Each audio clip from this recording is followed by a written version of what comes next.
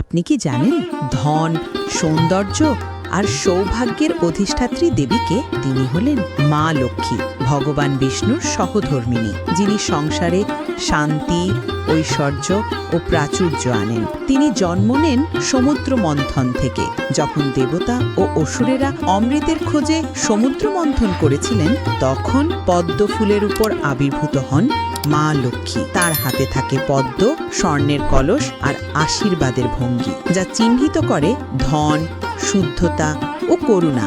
অষ্টলক্ষ্মীর রূপে তিনি দেন ৮ প্রকার সম্পদ: ধন, ধান্য, বিদ্যা, সাহস, বিজয়, সন্তান, সৌভাগ্য ও শান্তি। এই কারণেই তাকে ডাকা হয় শ্রীদেবী, গৃহলক্ষ্মী, মহালক্ষ্মী। ওম শ্রী মহালক্ষ্মী নমঃ। কমেন্ট করে জানাতে পারেন আপনাদের মতামত। লাইক, শেয়ার করতে ভুলবেন না। সাবস্ক্রাইব করুন আমাদের চ্যানেল এই রকম অজানা তথ্য জানার জন্য। সুস্থ থাকুন, ভালো থাকুন। ধন্যবাদ।